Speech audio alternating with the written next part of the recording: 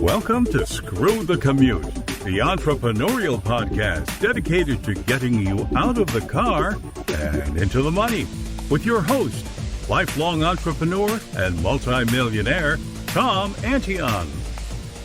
Hey everybody, it's Tom here with episode 233 of Screw the Commute podcast. I'm here with Boris Pfeiffer. I just met this guy recently and he really impressed me. And most of you know that I'm not easily impressed with service in today's atmosphere where they tell you, oh, we'll get back to you within 48 hours. And it's like, what?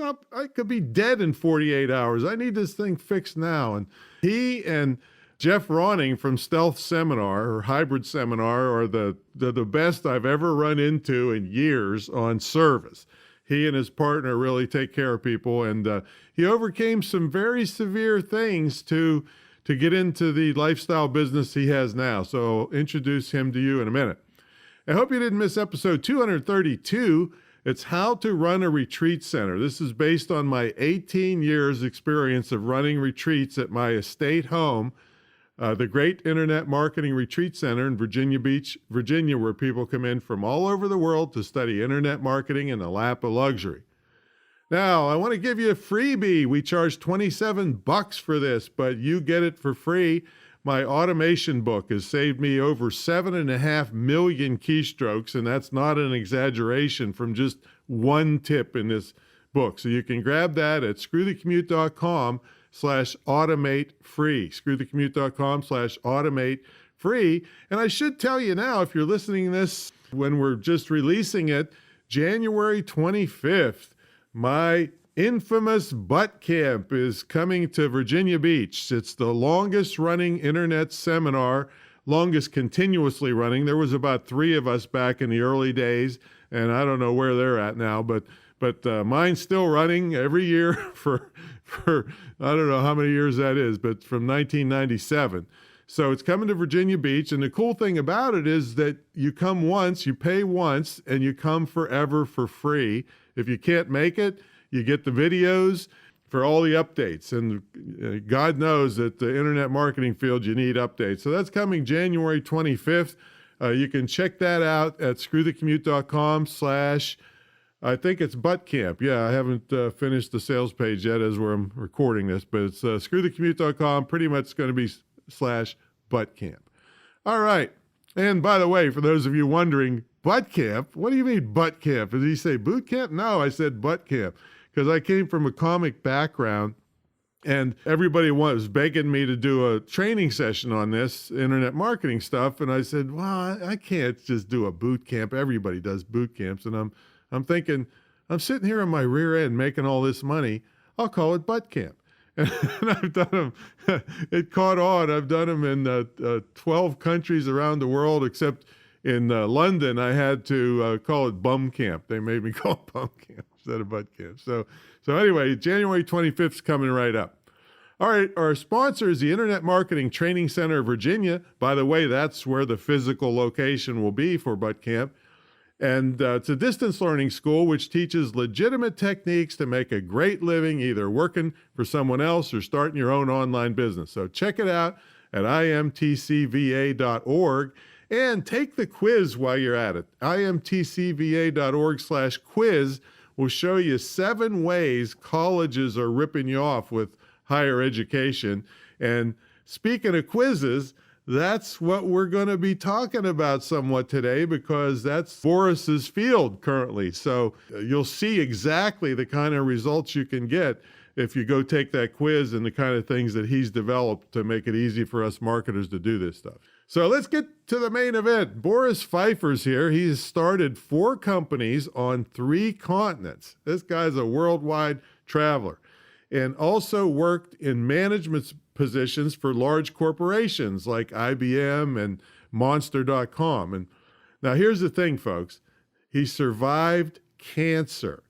So he decided, look, spending more time with his family beats big corporate paychecks. So now he's mostly working from home on his current startup, which is how I met him, through riddle.com. Boris, are you ready to screw the commute? So ready to screw the commute, Tom. So ready. Yeah, boy, you've certainly got a a real reason to have done it. With being a cancer survivor, we're really proud that you made it through that and that you found a way to make a lifestyle business to spend time with your family. So tell them all about what you're doing now, and then we'll take you back through, see how you came up through all these dreaded JOBs.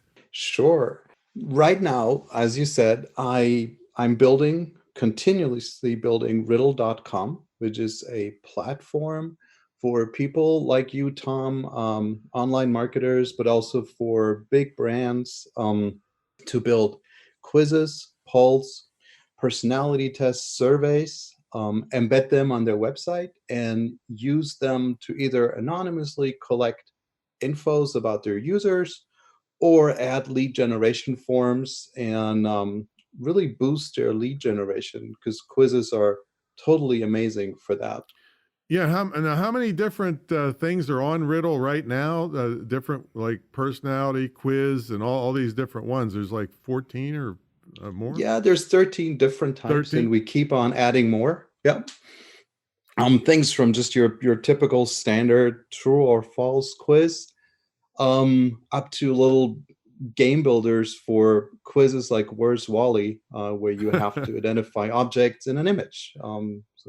Yeah, there's A wide variety. Yeah. all kinds of cool stuff. I mean, more than I'll ever be able to use. I mean, so there's literally something for everyone. So I started out with a basic quiz, a lead generation quiz, and it has 7 questions. And one thing that you really hammered into me that I know, but it was a good reminder, is keep things short. Let them get through it quickly, right? Yes, absolutely. People's attention span is pretty much 3 minutes right now for anything, and 3 minutes is probably stretching it. But if you keep them clicking and answering questions for more than that, they're just going to go away and do something else. Unless you're doing like a highly scientific quiz and help someone to diagnose an illness, they may spend 20 or 25 minutes on a quiz. But that's the exception and not the rule. Yes. Yeah. Yes, absolutely. Yeah, so mine is one that's highlighting the ripoffs that I feel are ripoffs in the higher education community, with faking grade point averages and inflating them, and they're doing these things with textbooks now, so kids can't sell them. They have to buy retail, and then they can't resell them. I mean, just all kinds of really nasty things that are happening. And of course, it's designed to bring in leads for my school, which, literally people are making money a couple months after they start. So that's, and it's working already. I got a $9,500 lead, Nice. within the first 2 days. Now it hasn't closed yet because I've only had it running, I think, like 5 days since I met you. But I'm very, very excited about it because people are taking it like crazy, and the word's getting out about my school. And I just thought of something. I didn't even pay you for it yet because you have a 14-day free trial. So, That's okay. So I promise I will, Boris. I promise I'll pay you. So, yeah, but that is really great. I mean, it's full featured for 14 days to try it out. And that's somebody that does that is really proud of what they're doing. And it's improving all the time. I run into little things like in every kind of startup, but Boris and his partner are really on top of things. So I really appreciate that. Let's take you back a little bit, Boris. And you were working big jobs for big corporations and traveling the world, and then something bad happened, right? That is true. Yeah. Been doing way too much traveling. I think I had highest frequent flyer status on 2 different airline networks in 1 year, which is way too much. And do you think that contributed to? I am pretty sure it did. Yeah, because it knocked your immune system down and all that? Yes, I would do essentially 2 trips a month, at least to the U.S. East Coast, and then one by or the 2 way, you're in the world Germany. trips. You're talking to us from Germany right now, right? I am talking to you from Germany. Right. That's where you live. All right. Right. So yeah, flying definitely is even if you fly business class and was, enough frequent flyer miles to almost always fly business class, doesn't matter That doesn't still stop gets you from thick a lot. breathing the same air that everybody No, else is breathing, and all the no. this bad stuff that goes along with air travel. Yeah, plus the stress that comes from working in big corporations. And it doesn't get better even if you're in upper management. It probably gets worse, I think. In the end, I think the combination of office politics and frequent travel got me. Yeah, and Yeah, the stress is also added with time zone change like crazy all the time. So right. jet lag and all that stuff. So you were diagnosed with some type of cancer, right? Yeah, it was Hodgkin's disease. It's probably the flu among the cancers, so something you can still kill easily. Well, now, because my brother died from it, I don't know, more than 20 years ago. Oh, sorry to hear Yeah. that. Yeah, he was working for a big company that'll go unnamed here, but he was working with plutonium 238, and Ouch. yeah, and they encouraged you to work overtime, but to take off your radiation badge, so it wouldn't. Yeah, so it kind of got him, and then you'd be in court 50 years to sue him over. So, so luckily you're born in an era where they've made adjustments where you could. What'd you have to do to get cancer free?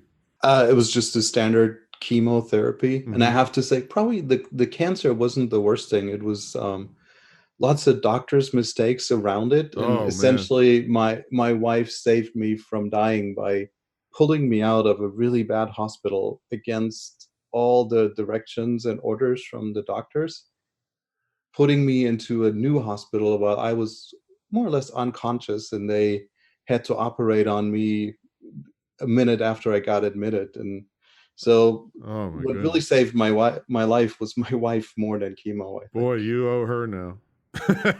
I totally do, and I don't mind at all. Yeah, yeah, and the same thing happened to me. I got in a hunting accident, and they were totally incompetent, telling me to go take some aspirin and just sleep it off, and I was bleeding out inside. So Oh my 2 days I'd have been dead. And I have to thank my friend who was with me. He's a French guy, and he was like they're calling security on him because he's screaming at him to take care of me. So yeah, we all owe things to other people. That's for sure. So how long was that journey? It took about a year and a half. Uh But I think I kept on working while getting chemo treatments, huh.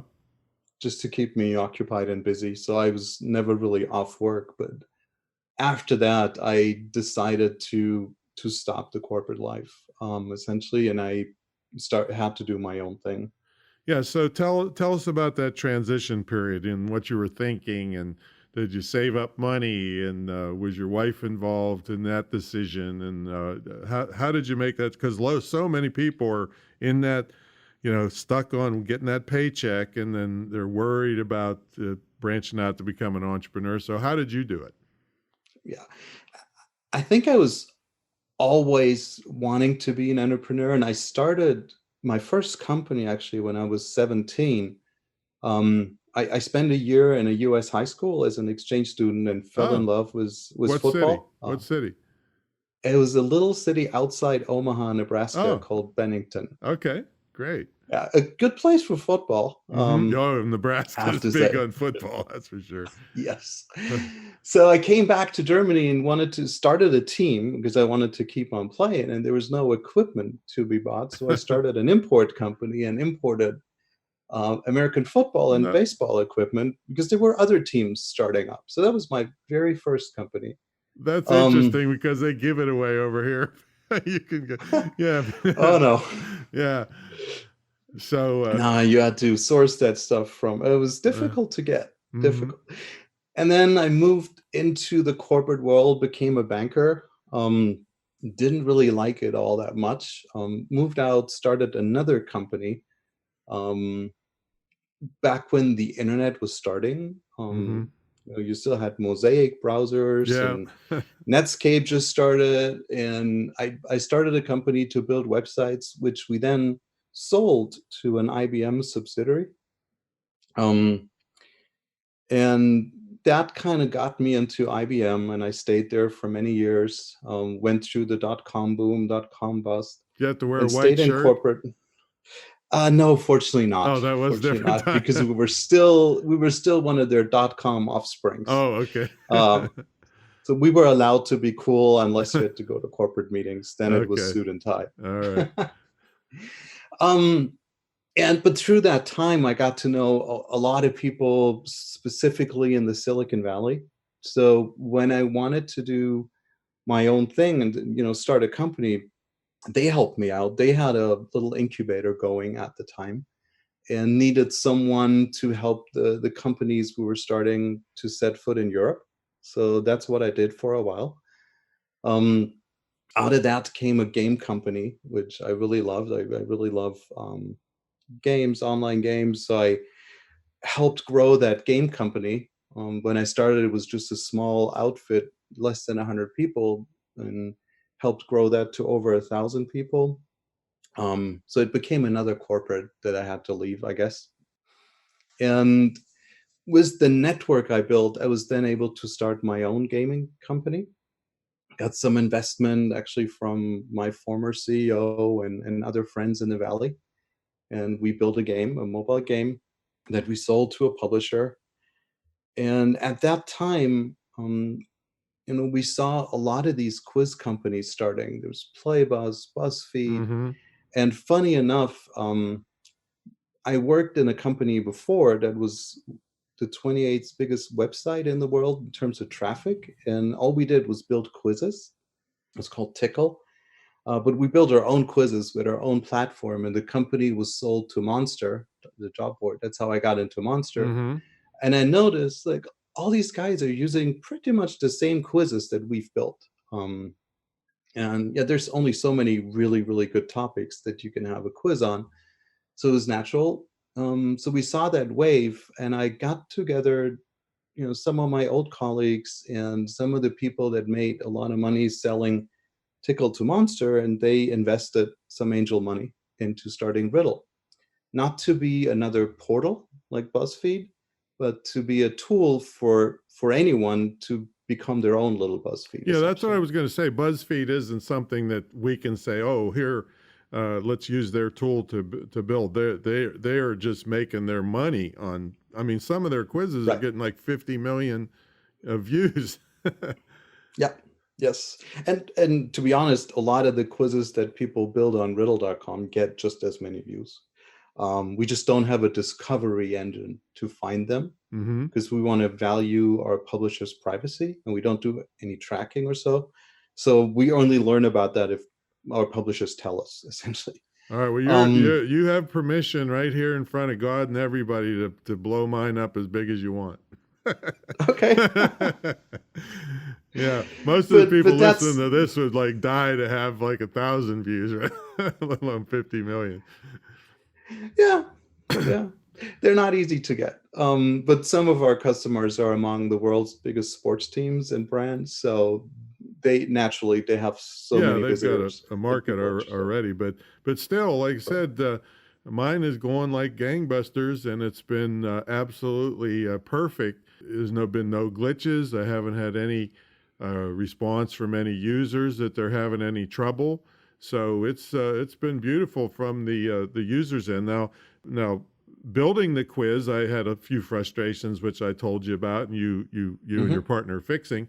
But like I said, that's minimal compared to lots and lots of stuff that people roll out. I mean, in our internet marketing field, there's just hundreds and hundreds of pretty low-level people rolling out stuff that sounds cool, but it won't work for crap, So yours works like crazy, and so you're not in that category. So thank you. So anyway, go back to the transition from the personal point of view. Like, did you save up money? Did was your wife, or were you worried about this switching to your own company and killing the corporate world? How did it go? Well, fortunately, I'm not. I had other jobs that paid really well, and we live in a very inexpensive part of Germany. So we were able to save money. We don't have a lot of cost. Mm-hmm. So it was not a hard transition. Oh, good, good. We didn't have to give up anything because we didn't splurge before. Mm-hmm. Fortunately, my wife, she also has her own company, so Oh, she would be very sympathetic to me starting a company what does because she she's do? seen me do it before.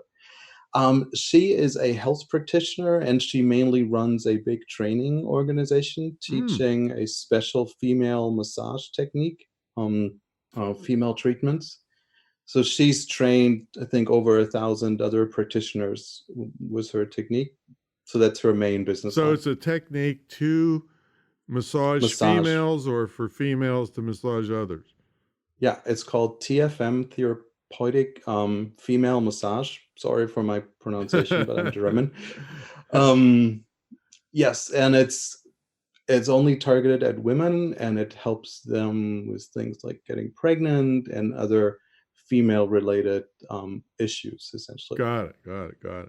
Yeah, well, So it's that's like a fertility and treatment massage. Yeah. so. Do you two help each other in your business at all, or is she doing any quizzes?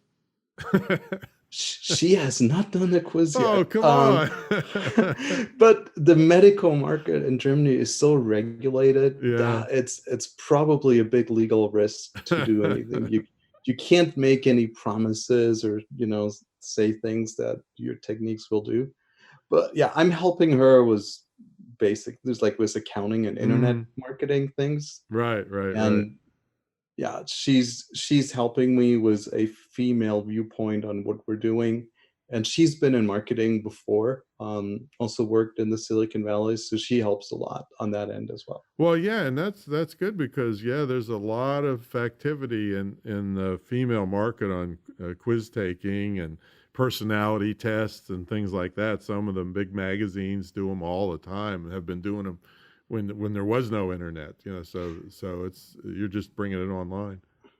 Exactly, that's why that was one of the big reasons actually we started Riddle, is because quizzes and personality tests have been around forever, and I don't see them going away Yeah, because they that's cover such an important topic, right? Yourself. yeah. It's like, what um, kind of dog are you? yeah. I think I'll do one. What kind of serial killer are you? See how that one goes. That would probably Yeah, work really well, Tom. it probably would. Yeah, I think I might do it now. So tell somebody if they what happens once they sign up for the free trial. What happens? So you sign up for the free trial, you get full unlimited access to all the tools on our site. There's a little guided intro that you can go through that helps you build a quiz. But we hope that our tools are really easy to use and you can just start building a quiz within minutes. I actually advise, and that's what I think I suggested to you, is we have a little quiz type called auto quiz, where Mm-hmm. we give you access to over 10,000 questions and answers and a variety of different topics, anything from sports to arts and It's science. like a trivia thing, right? Yeah, a trivia, Mm-hmm. and you can just select a category, tell the system how many questions per category and the difficulty level, and set some color schemes and have a quiz that essentially updates, if you wanted to, every hour, every day, every week on your site by itself. You can have that done, and I would think less than 5 minutes. Yeah, and Um, that's a traffic driving quiz. So if you want to monetize or make money with this, like most people that listen to this thing do, then you'd have to have a way, like, ads or affiliate stuff or products. But, I was totally interested in lead generation with very specific things. So I don't need a million people to see right. my quiz because I have products from 20 to $58,000. So one lead can pay for the rest of your life, basically. So with Riddle, but anyway, it was very easy to get going. Now I did bug you because I'm always a guy that likes examples instead of reinventing the wheel. And you were kind enough to send me a bunch of examples, and that's where I got the idea for the quiz that I did. So Right. tell them about the picture part of it. Now I love that Pexels place. So there's a picture that goes with your quiz. You don't have to do it, but is that correct? You don't have to put a picture, but it certainly increases the response. You don't have to use Mhm. pictures, but I always advise people to definitely use images to highlight the question, something that matches your question as a visual cue. And then you can also use images for answers. And I think you did that in your quiz as well, but it works really well to have people click on an image once in a while instead of on text. Mhm. And Pexels, yeah, it's a pretty cool find. It's a free website for stock images that has an API that we're using. So we were allowed to plug that into Riddle and allow you to search pictures on Pexels from within Riddle. Yeah, and you're Yep. tied into you're more and more all the time, but into autoresponder services, and then you still have the Zapier connection, right? So that people can Yes. hook up their autoresponder to it. So I have mine. I happen to have an Aweber account, so that was like super easy to click through. But the one thing that about Aweber is they force a confirmed opt-in or a double opt-in, even if I'm going through your system. So I had Right. to contact them directly to get out of that. They will allow you out of it if your thing is legit and it doesn't look like a spam thing. So just Okay. this morning they let me out of the confirmed opt-in because confirmed opt-in is good in some ways, but sometimes the emails just don't get through, and you got a whole bunch of people that you recruited, and they're not really on your list yet. So I had the confirmed opt-in turned off with that. But if something happens where somebody's slamming it with fake addresses, I can have it turned back on. Right. Okay, For so us Europeans, there wasn't much option. Was the European privacy laws. yeah, that Opt-in GDPR, is right? GDPR. That's you have to have that, and I think we're pretty much the only one that fulfills all the requirements, and we've been checked and tested on that. And I think the California privacy laws are a little milder, but you, you will face a similar thing in the U.S. pretty soon, I guess, in every state. Well, it kind of reminds me of when Canada came out with this thing that they were going to fine you $10 million if you spammed somebody in Canada. And so Hmm. if you can picture this, like every internet marketer in the United States stood up, faced north, and held their middle finger up, like try try and collect. And so that thing, like I never heard of it for years now. So I'm kind of thinking the same thing with the GDPR thing. What cracks me up, Boris, is that uh, these government agencies can't regulate the relatively small infomercial industry. There was a big thing about infomercials, like the fake doctors saying stuff and all these things that are just BS. And now they decide they want to take on the entire internet. so, Yeah, so I'm not worried about it too much. Of course, I think I agree. yeah. So yeah. So anyway, so they log in. They can create a quiz. Another cool part of it is putting explanations to your answers. I really like that. Hmm. So it gives me a chance to explain more.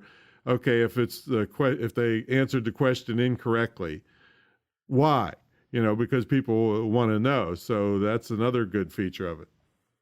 Hmm. Especially for the type of quiz that you build, which I really like because it's a factual quiz. It kind of tests your knowledge on Mm-hmm. facts that people should know about college, but probably don't. So every answer makes you go like, "Oh, really?" And then you added really good explanation to it. Um, And a Makes the lot of quiz it super was entertaining. Yeah, and a lot of it was supported with, it wasn't me saying it. I was citing major news sources in my explanation. So it didn't just sound like me trying to cut down colleges so that people would join my school, which is what I'm doing. There's no question about it, but I'm using legitimate outside third party verification on all these bad things that colleges are doing. So now, the one thing that I'm still trying to balance is, should I actually link to those news sources? And that worries me a little bit, that people will go off on some other rabbit hole and not finish the quiz. So at this point, I haven't linked, but that's another feature of your service. You could link from the explanation. Yes, absolutely. Most people actually use it when they promote their own products Right. because it's either from the explanation or another really cool way to use it is on the result page, show relevant products. So if you do a little, let's say a vacation based quiz, and what's your ideal weekend getaway spot? You may have city dwellers, go to the beach, go to the mountains, these kind of results.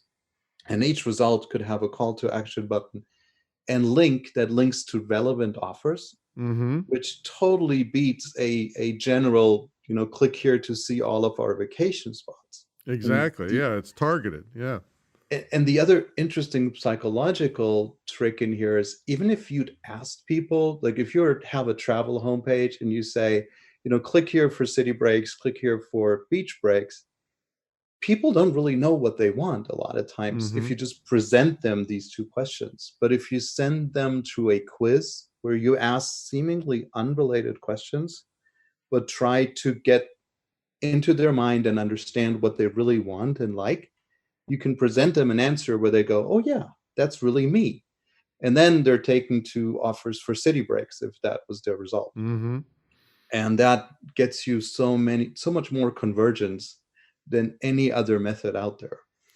Yeah. And do you have any success stories that you can talk about? We have one that I can mention from a well-named client, which is the Chicago Bulls Mm-hmm. basketball team, for the non-American listeners of your podcast. They use our quiz to generate email addresses for their newsletters. And compared to standard pop-ups, which annoy me to hell when you want to read an article and there's a Mm-hmm. pop-up says sign up. Mm-hmm. So these generate like between 1% and 2% maybe conversion The rates. pop-ups. The The pop-ups. pop-ups. Yeah.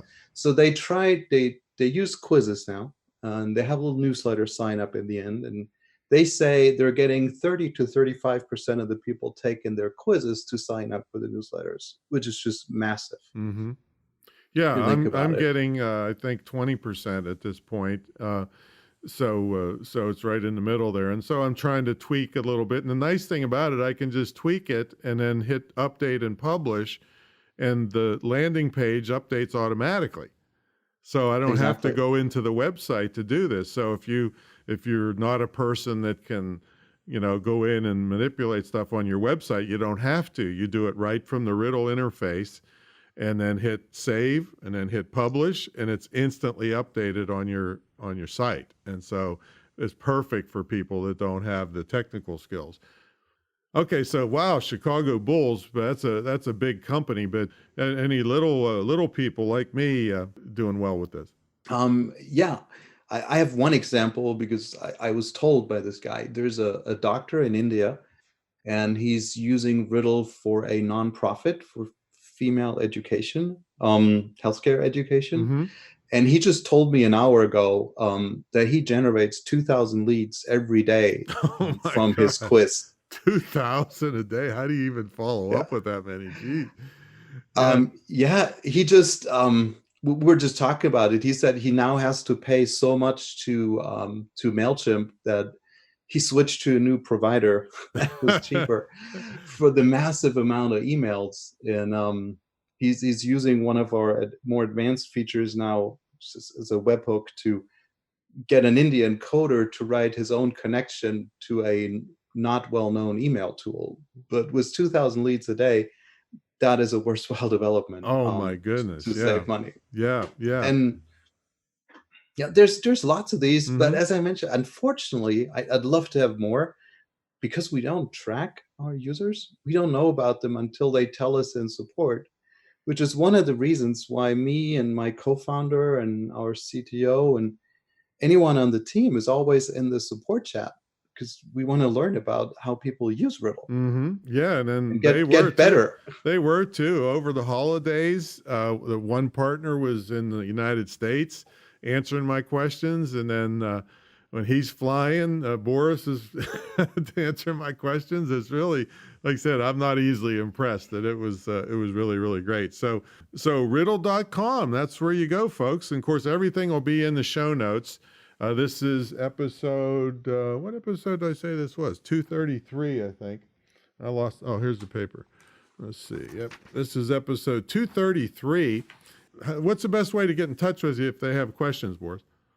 The absolute easiest way is go to riddle.com and there's a little chat icon in the lower right corner. Hit that and just ask for Boris or my co-founder, Mike. And unless we're sleeping, we'll be there within a few minutes and help you out. Yeah. And trust me, folks, they were.